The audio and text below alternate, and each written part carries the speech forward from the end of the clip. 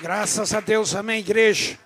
Antes de entrarmos na mensagem, na palavra, nós vamos orar para a irmã Mari, que a viagem dela foi cancelada, e ela está para voltar terça ou sexta, já era para ter chegado, né? Então vamos orar para que Deus ele entre com providência em nome de Jesus. Senhor Deus, nós rogamos a Ti, ó Pai, que Tu possa abençoar, dirigir, meu Pai, a Tua serva, aqueles líderes, ó Pai, da aviação, que está trabalhando, meu Pai, para poder liberar esse voo, que Tu possa entrar com providência. Nós cremos no Teu poder, na Tua proteção, na Tua unção e nos Teus milagres, em nome de Jesus. Cobre Tua serva com Teu sangue. Amém. Graças a Deus, irmãos, podem se assentar.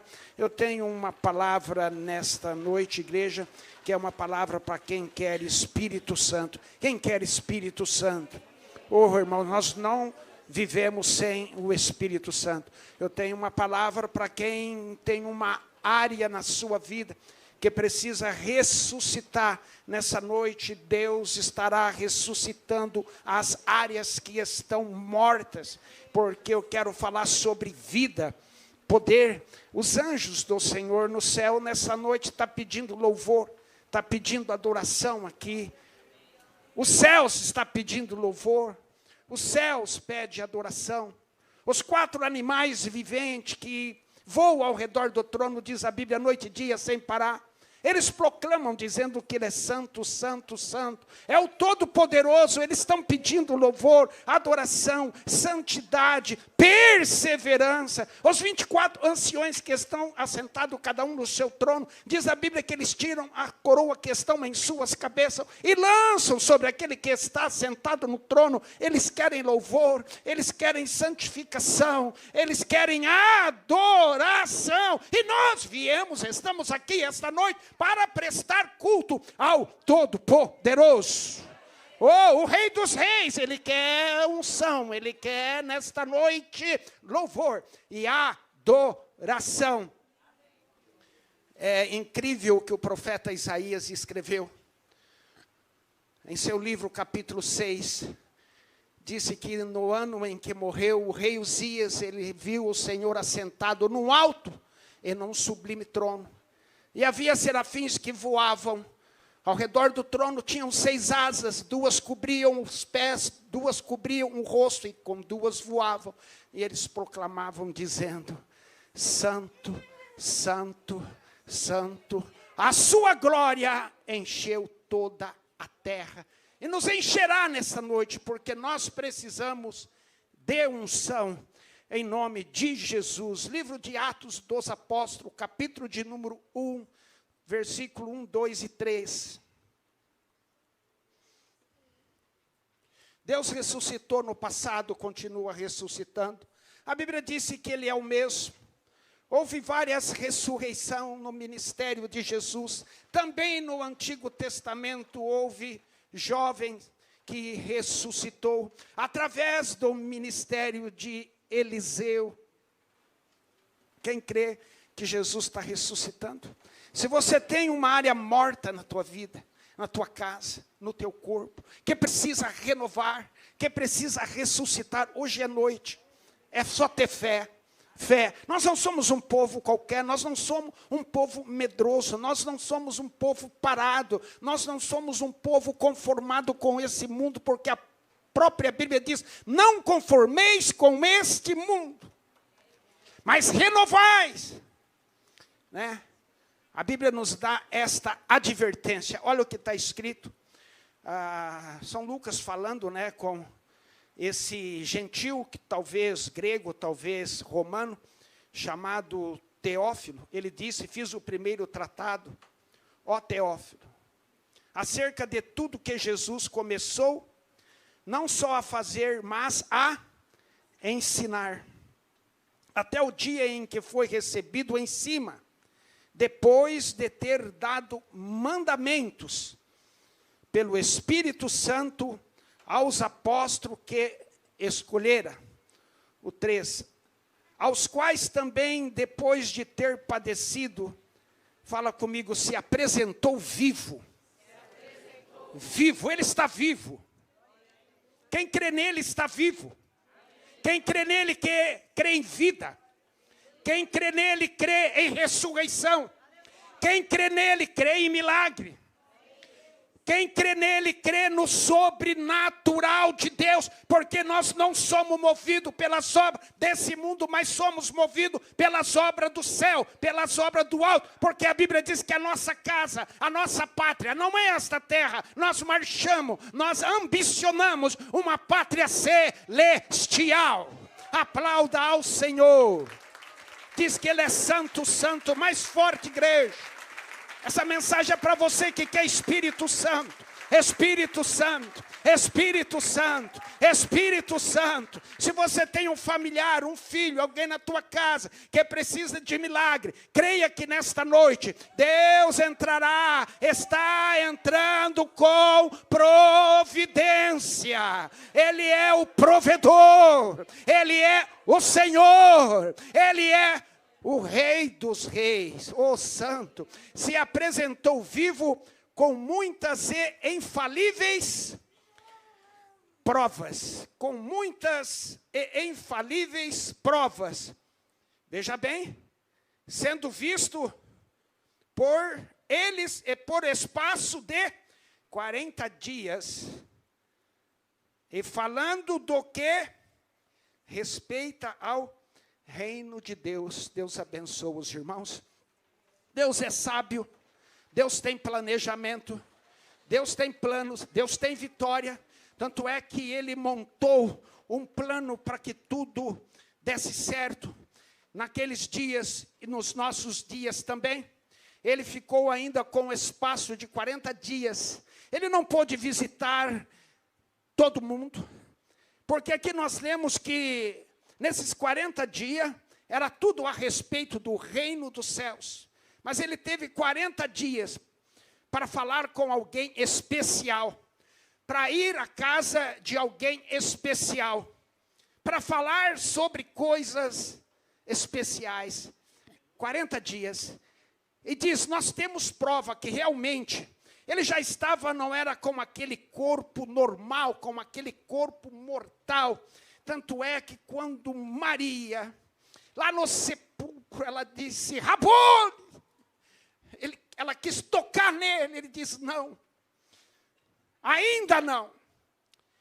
Então, há provas de que realmente Jesus, ele morreu, ressuscitou, está vivo. Ele esteve lá fisicamente por 40 dias, depois da ressurreição, coisa preciosa. O ministério de Jesus foi algo brilhante. Até mesmo antes do Novo Testamento. Nós temos algo que aconteceu, milagres verídicos, fortes, nos dias do ministério de Eliseu. Todos os irmãos sabem que através do ministério de Eliseu, aquela mulher, uma mulher que não gerava, não podia ter filho, mas através de Eliseu querendo devolver aquele conforto que ela fazia para ele, ele então profetizou dizendo que ela daria luz e teria um filho. E esse menino depois, por um acaso, veio a morrer, e a mulher foi cobrar dele. Por isso nós temos que tomar cuidado daquilo que nós pregamos hoje. Porque amanhã alguém vai chegar perante nós e vai cobrar o que nós pregamos. Vai cobrar a respeito do nosso testemunho. Vai cobrar a respeito da palavra. Aquela mulher cobra perante Eliseu. E a Bíblia diz que Eliseu, ele não fugiu da responsabilidade. Se Deus deu uma responsabilidade para você, você tem que crer que essa responsabilidade está nas tuas mãos para você fazer. E através do nome de Jesus nos dá poder para orar para os enfermos, expulsar demônios e tantas outras obras. E a Bíblia disse que Eliseu mandou trazer o morto. A Bíblia disse bem rápido, que nós não temos muito tempo, mas Eliseu, ele deitou sobre aquele morto cara com cara, pé com pé, boca com boca. E ele fez isso uma vez, ele saiu, ele orou e voltou. Pela segunda vez que Eliseu fez esse procedimento, os olhos do menino abriu. E ele ressuscitou e ele entregou para aquela mulher, dizendo: o que o meu Deus faz, Ele faz perfeito.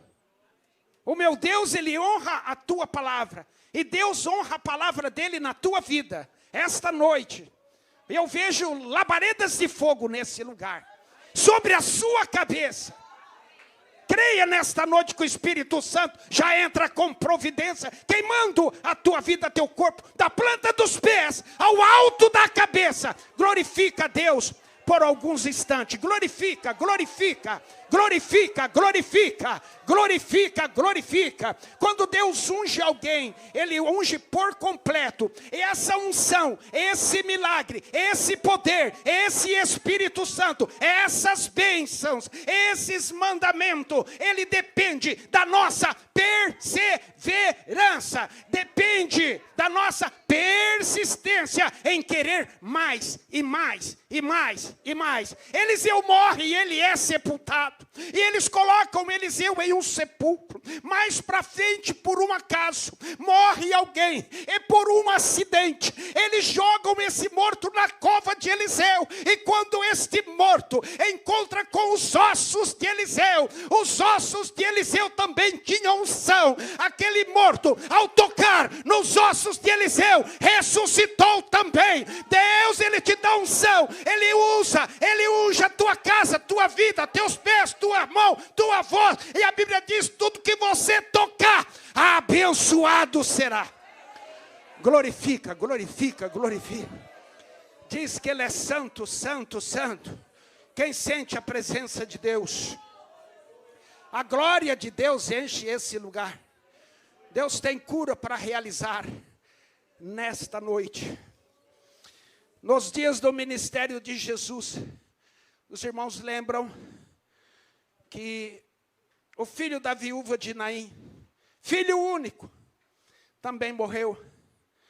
E Jesus, ao encontrar aquele cortejo fúnebre, Jesus mandou que parasse. Jesus, ele falou para o filho da viúva, e ele ressuscitou. Mais uma ressurreição, mais uma prova. Filha de Jairo, todos conhecem aquela menina que estava com uma febre, estava doente. Jesus fazia ali uma cruzada evangelística. E chega alguém e pede para Jesus que vá até a casa de Jairo, que a menina estava muito enferma. E de repente diz alguém: não precisa mais ir, porque a menina já morreu. Mas quando tudo nessa terra, quando a ciência, quando o problema aumenta e diz: não tem mais jeito, não, chegou no final, acabou tudo, Jesus disse: é agora que eu entro com providência na tua vida, é agora que eu te saro, é agora que eu te levanto, é agora que eu te ajudo, é agora que eu ressuscito tudo que estava morto na tua vida, porque Ele é o Todo-Poderoso. Oh, aplauda, deixa a glória de Deus brilhar. Deixa a glória de Deus brilhar. Santo é o Senhor. Quanto poder. Quanto poder. Aqui nós lemos um versículo no início do livro de Atos dos Apóstolos, falando a respeito de após Jesus ressuscitar. Mas não foi fácil para chegar, irmãos, nesta fase de Jesus. Não foi fácil. Era quinta-feira à noite, de tarde. Jesus já sabia da sua missão. Jesus já sabia dos acontecimentos.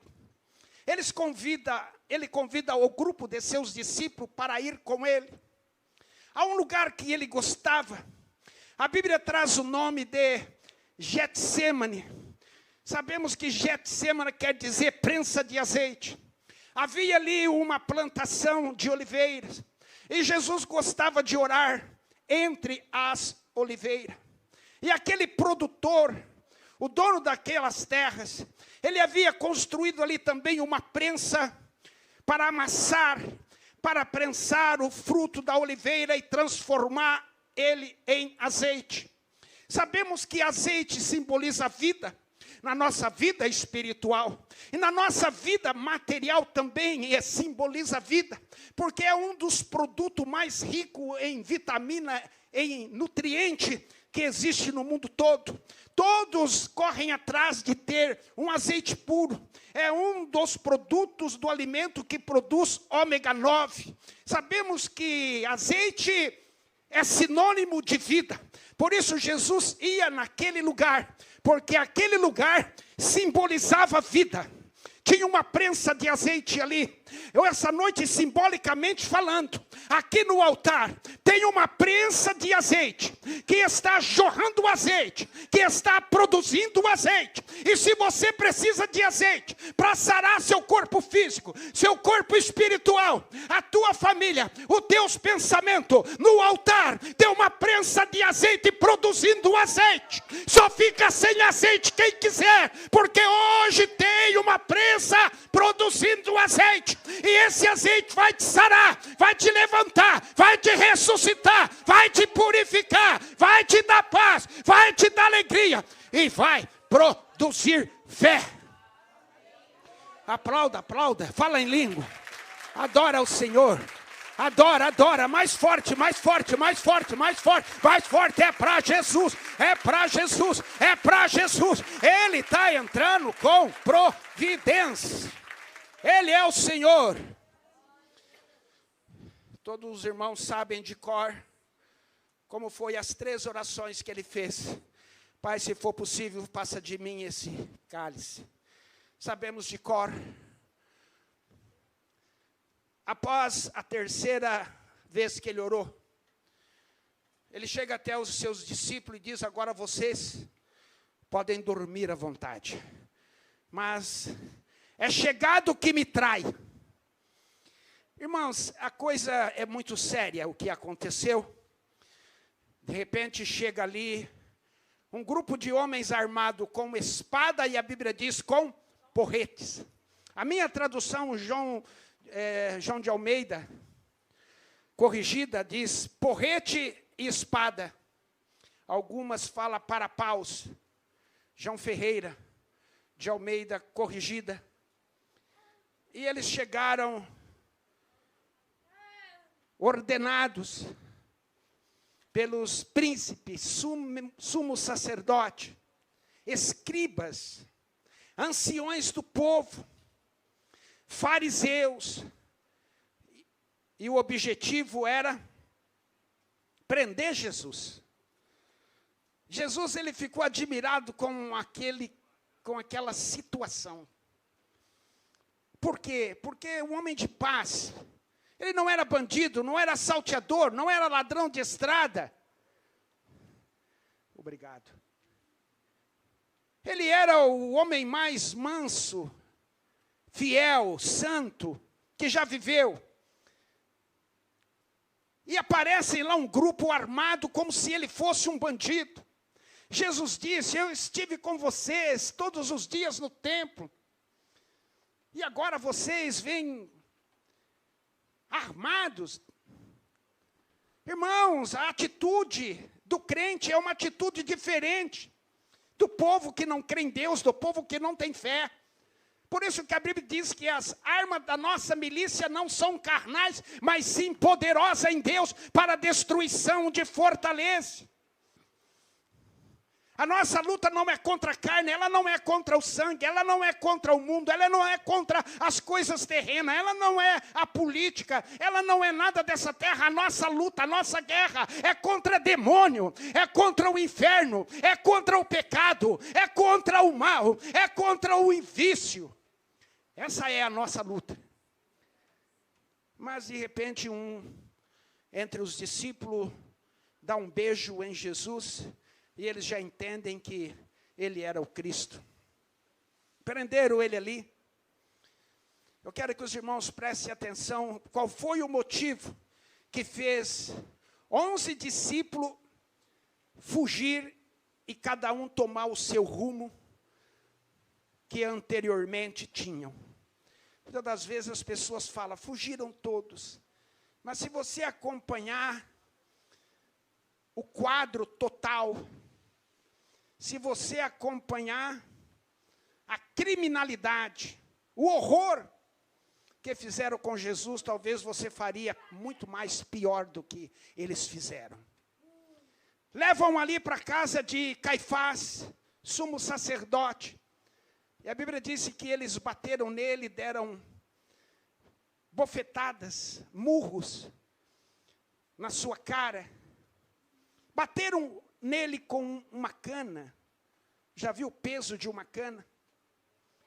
E eles levaram e escarneceram de Jesus na casa do homem mais respeitado de Israel, sumo sacerdote.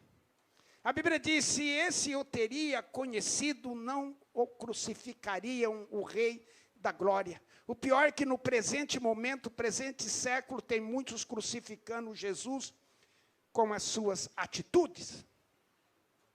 Saiu dali e eles entregaram Jesus para o governador Pilatos para julgar. Pilatos ficou, podemos dizer, num beco sem saída. A própria esposa de Pilatos mandou um recado para ele dizendo, não se envolva na questão desse homem, porque eu muito sofri através de um sonho que eu tive. Querendo ela dizer, não se envolva, não condene esse homem, ele é justo. Não condene, ele não fez mal nenhum. Ela querendo dizer, não entre nessa enroscada. Muitas das vezes as pessoas entram em enroscada nesta vida por não aceitar um conselho de alguém sábio. Muitos maridos entram em uma enroscada por não aceitar o conselho de uma mulher sábia e a mulher não aceitar um conselho de um homem sábio, entram em enroscada. Filhos estão entrando em enroscada por não aceitar conselho de um pai sábio e temente a Deus. Por isso a Bíblia diz, sede humilde, sede manso, sede prudente. Mas Pilatos ficou num beco sem saída, porque a multidão gritava, crucifica, crucifica. Era costume na festa da Páscoa soltar um preso, um condenado, né? Essas crueldade, essas injustiças que acontecem hoje no nosso país, já acontecia nos países antigos, muito pior do que hoje. Muitas pessoas que reclamam, estamos vivendo o fim, olha o que está acontecendo. Mas anteriormente já acontecia muito pior. O poder do homossexualismo já havia generalizado na cidade de Sodoma e de Gomorra. Cheirou mal as narinas de Deus e ele fez o que fez. E hoje já está generalizando, né? Estão assumindo de uma forma que estão escandalizando a natureza e a criação de Deus. E ele disse assim, olha, o que farei de Jesus então, chamado o Cristo? O que farei de Jesus então, chamado o Cristo? Meu pai, as horas voaram. E o povo gritava, crucifica, crucifica, crucifica. Ele diz, mas ele é justo, eu não vejo ele crime algum para ser morto, para ser condenado. Eles diziam, mas crucifica, crucifica. Pilatos entendeu que eles tinham inveja de Jesus. Inveja pelos milagres que Jesus operou. Então, se alguém hoje está invejando a sua prosperidade, a sua santidade, a sua humildade, levante a mão para o alto e ore para essas pessoas, porque por Jesus fizeram muito pior ainda. Para correr com a mensagem, Jesus então pediu que trouxessem água para ele lavar as mãos, porque ele disse, eu vou lavar as minhas mãos do sangue desse justo. Mas foi uma atitude querendo sair fora do compromisso, né? sair fora da responsabilidade, né? Ele disse assim, olha, eu lavo as minhas mãos com o sangue deste justo. Eles gritaram dizendo que o sangue dele caia sobre nós e os nossos filhos. Está caindo até hoje. Até hoje. O que vocês pensam? Da onde veio o que aconteceu em Israel esses dias? Aonde o cerco de Israel, a tecnologia avançada de Israel falhou. Porque eles disseram, o sangue desse justo caia sobre nós e nossos filhos. Caiu no ano 70, quando o imperador Tito cercou Jerusalém e faltou madeira para construir cruzes. Hoje está aquela mortandade naquele local, porque eles disseram, pedindo, caia sobre nós e os nossos filhos. Por isso temos que tomar cuidado, porque há poder na nossa fala. Toma cuidado naquilo que você fala. Por isso a Bíblia diz, abençoa alguém, abençoa alguém, abençoe alguém, abençoe alguém. Nunca amaldiçoe. A Bíblia diz, pague o mal com o bem. Porque Deus faz nascer o sol para os justos e para os injustos. Santo é o Senhor. Ali então Pilatos procede dessa forma e entrega Jesus para ser crucificado, tecem uma coroa de espinho, colocam sobre a cabeça de Jesus brutamente, uma cruz pesada. Olha como estão a mentalidade, olha como está o psicológico dos discípulos, vendo aquela crueldade. O que farei de Jesus então? O que faremos de Jesus então? Nós que nessa noite estamos ouvindo esses horrores que fizeram com Jesus. Teceram uma coroa de espinho e colocaram sobre a sua cabeça e bateram sobre a sua cabeça com uma cana. Uma forte e pesada cruz. Tanto é que no caminho pediram a Simão Cirineu para que lhe ajudasse a ele a levar a cruz até o lugar chamado Caveira, porque ele já não tinha mais estrutura para carregar aquela cruz até lá. Então pediram para aquele homem forte, para que ele ajudasse Jesus chegar até o Gólgota. E os discípulos assistindo aquele horror. Chegaram naquele lugar, pregaram os pés e as mãos com aqueles cravos, aqueles pregos enormes, e brutalmente colocaram aquela cruz sobre aquele buraco. O impacto que já sofreu o corpo de Jesus.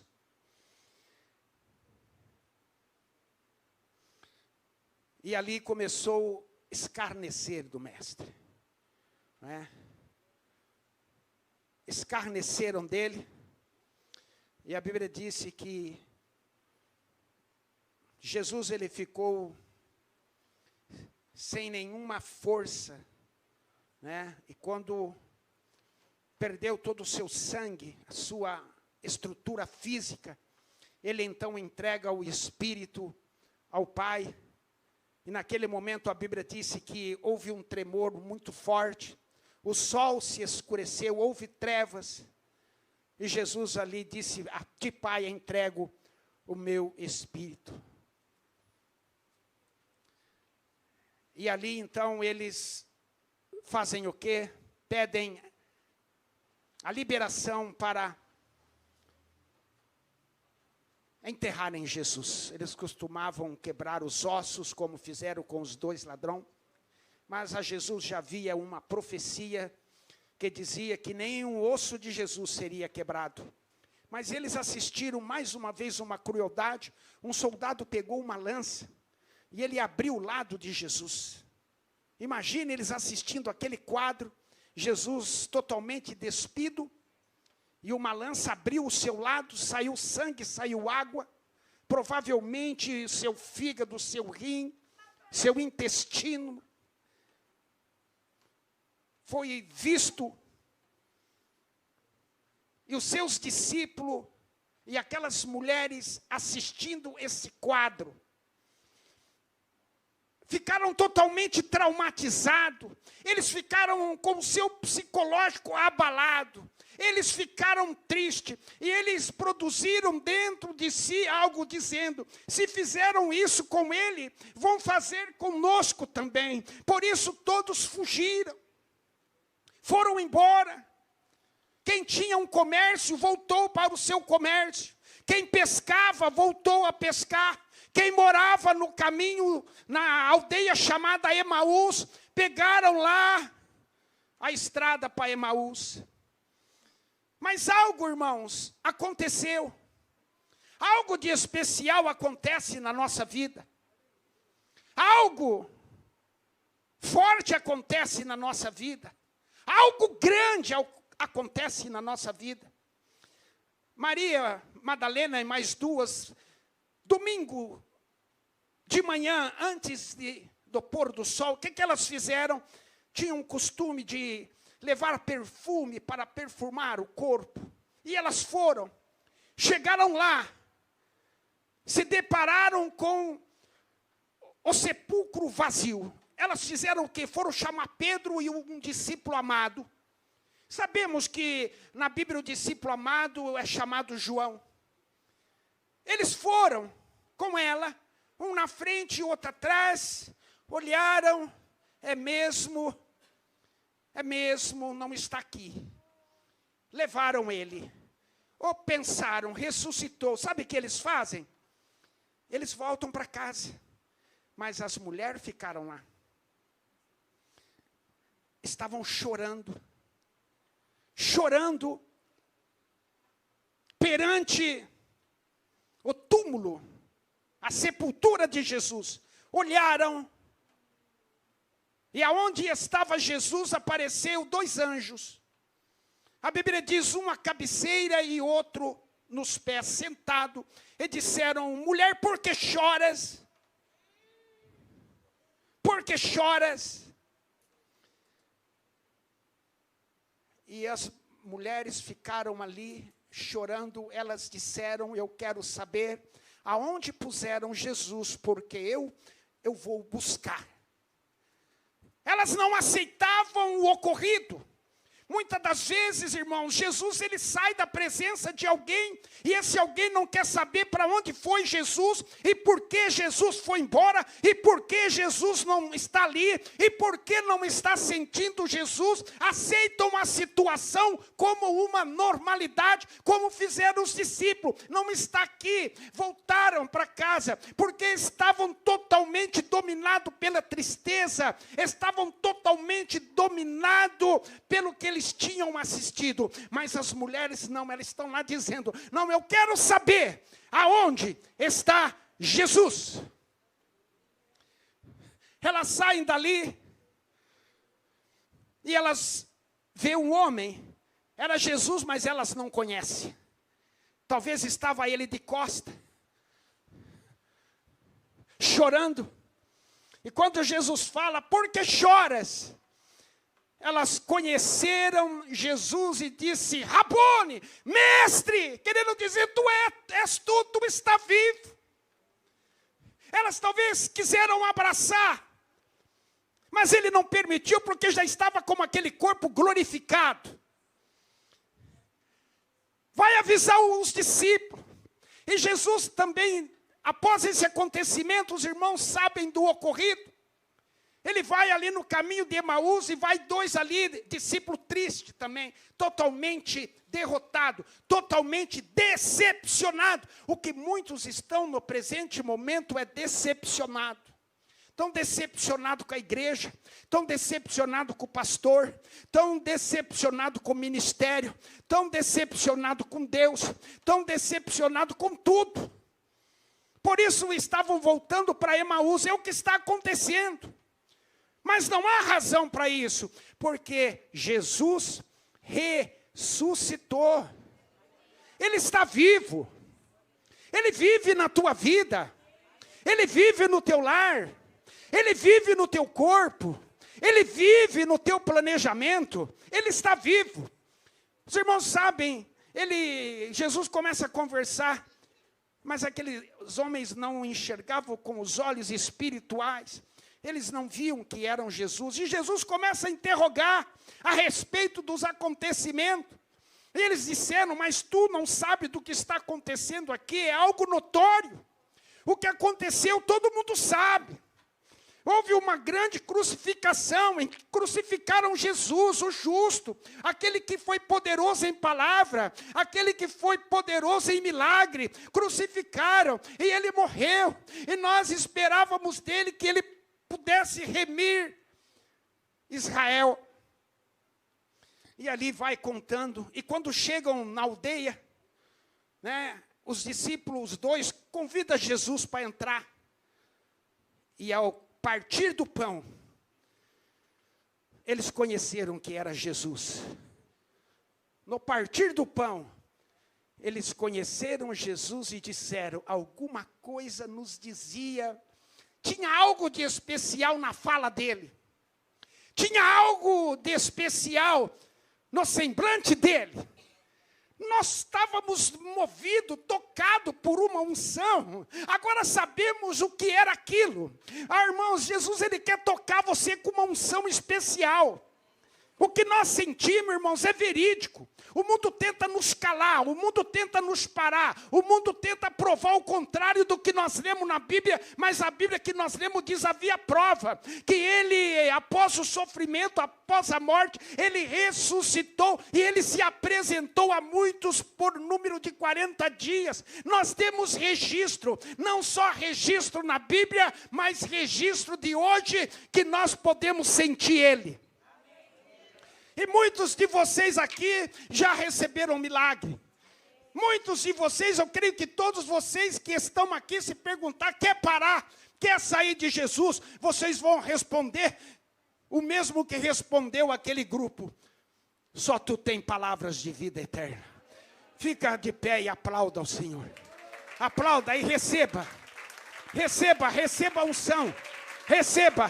Jesus está proclamando, Jesus está fazendo, Jesus está ressuscitando áreas da sua vida que estavam mortas. Talvez é sua garganta que precisa ressuscitar, talvez é um órgão do teu corpo que está doente, mas Jesus está ressuscitando, porque Ele é vida. Ele disse, eu sou a ressurreição, a vida, e todo aquele que crê em mim, ainda que morra, viverá. E o maior dos milagres de Jesus foi o milagre de Lázaro, que o sangue já estava apodrecido nas veias, 4 dias, cheirava mal, mas Jesus disse, Lázaro, sai para fora.